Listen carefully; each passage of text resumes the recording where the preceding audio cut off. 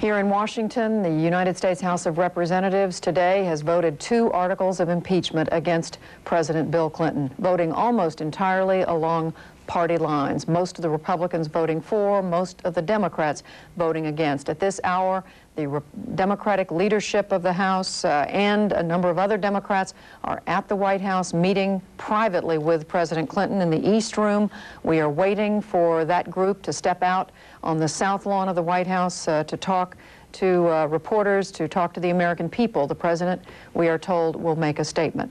While all this has been going on, halfway around the world practically, U.S. and British forces have launched a 4th night of airstrikes against Iraq on this Saturday, which is, as we've been saying over and over again, the first day of the Islam holy month of Ramadan. Let's go straight to Baghdad now and to CNN's Christiane Amanpour. Christiane. Well, Judy, although there is apparently underway a 4th wave of attacks against targets around Iraq, we've seen very little evidence of it here in Baghdad. A few hours ago, or rather over the last few hours, there have been sporadic bursts of Iraqi anti-aircraft artillery into the night sky. As I say, sporadic. We have heard some muffled explosions fairly close to Baghdad, probably on the outskirts, and one perhaps closer into the city, but nothing on the scale of the sustained attacks, cruise missile attacks we saw over the last few nights. In the meantime, the Iraqi vice president held a press conference here in Baghdad in which he lashed out against these attacks. He said that Iraq would resist to the last citizen, and he shut the door firmly on future weapons inspections here. The spy committee or commission has come to an end. I'm not talking about details, but I would like to say that anything that has anything to do with monitoring, inspection, or weapons of mass destruction has come to an end. If they think that it's there, they have destroyed them, so it has come to an end. But if they want to keep spies in Iraq in order that they can give them information, it has come to an end that will not start after that. The vice president also said that communications between Baghdad, the capital here, and the southern part of the country have been cut. And indeed, we're hearing from officials in England, the Prime Minister Tony Blair, that the Republican Guard, the elite group of military officials that are considered the key elements that keep this government in power, have been hit, and the emphasis is apparently on hitting the Republican Guard.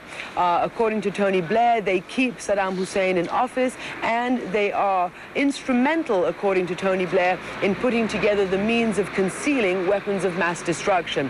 We have also heard from the American Secretary of Defense, William Cohen, who's saying that the command and control and the network of propaganda, etc., has been extensively damaged, and that Saddam Hussein's missile program has been set back at least by a year. So that's what we're being told about what's been happening over here. The Iraqis are saying that there have been civilian casualties, and indeed they have just taken out another tour, if you like, of journalists to go and video some of the damage that they want Western journalists to be able to see. Judy? Well, Christiane, it sounds as if anything, both sides are digging in their heels even more than they were initially. You've just mentioned the Iraqi position. We also had Defense Secretary Cohen telling us today that when these strikes will end, he said it's up to the president. In other words, we don't have a sense that the strikes are going to end anytime soon. We really have no way of knowing from our end at all what the plans are. We can tell you, though, that this evening is incredibly quiet. There seems to be an air of less tension than there was over the previous evenings. Even the activity that we reported to you, you can tell by our reports and by the videotape, it's simply not on the scale that it was a few days ago. There may be other more intense activity going on in other parts of Iraq. We understand that there's some concentration of attacks on targets down in southern Iraq, but otherwise we can only tell you what we see, and as I say, we have no idea about how long this is going to last. But the interesting thing is, I think, from a journalistic point of view from this side, is to see what effect these sustained attacks on the Republican Guard units will have, because although officials are saying that they're not necessarily going after destabilizing the regime, clearly by going after Republican Guards in a way that they did not go after them during the Gulf War is presumably expected to have some effect on the stability of the regime. All right, Christiane Amanpour live in Baghdad, where it is just about 11:30 on Saturday evening. Earlier today, President Clinton, in his regular Saturday radio address, had some comments about Iraq. Let's listen to those. Our long-term strategy is clear. First, we stand ready to use force again if Saddam takes threatening actions, such as seeking to reconstitute his weapons of mass destruction, menacing his neighbors or his own Kurdish citizens, or challenging Allied aircraft. Second, so long as Iraq fails to live up to its obligations, we'll work with the international community to keep the sanctions in place. They have cost Saddam more than $120 billion, resources he would have devoted to rebuilding his weaponry.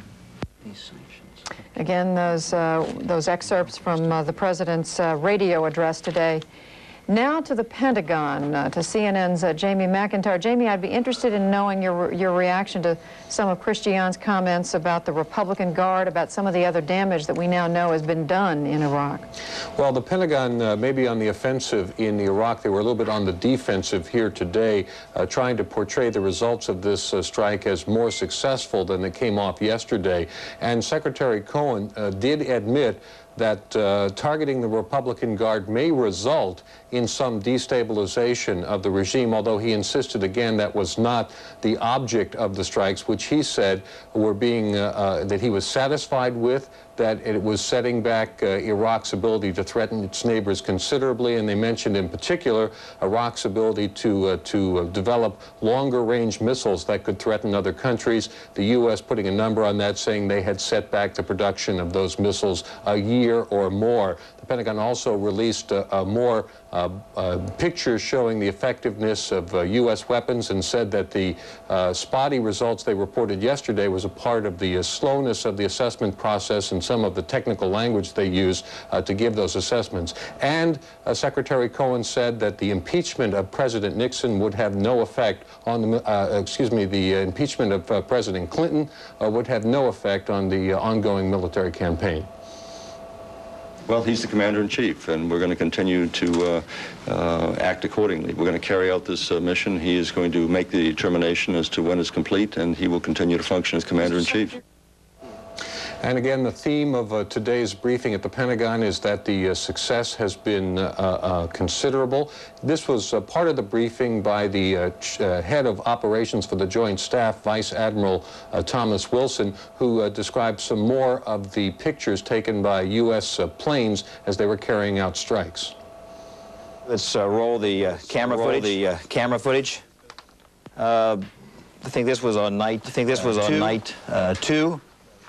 This is Al-Qut F-14 GBU-12 laser-guided 1,000-pound bomb against the barracks and brigade headquarters of Republican Guard units in the Al-Qut area. Second view. Those are the same barracks. Yeah, there's multiple aim points in the same barracks. That's correct. Two Probably were more. We just showed 2 here. This is An Nasiriyah, a military cable repeater station, which is an important part of the integrated air defense and command and control network. And this is an FNA-18 also firing a GBU-12. How many of these targets were struck? Now, the Pentagon won't say again when this operation will wrap up, but sources indicate that the bombings that are underway now are essentially mop-up operations, and the Pentagon is very close to saying that it has achieved its goals. Judy? All right, Jamie McIntyre at the Pentagon. We want to emphasize again, we are trying to keep an eye on several significant stories today. Most importantly, in Washington today, the House of Representatives passed 2 articles of impeachment against a president, the second president in American history to be impeached. We are waiting right now for President Clinton to come out of a meeting with members of the House, Democratic members of the House. They're talking in the East Room of the White House. When they finish, they're going to step out into the South grounds of the White House, and the president will address the American people. We'll be back with that story, with more on Iraq, in just a moment.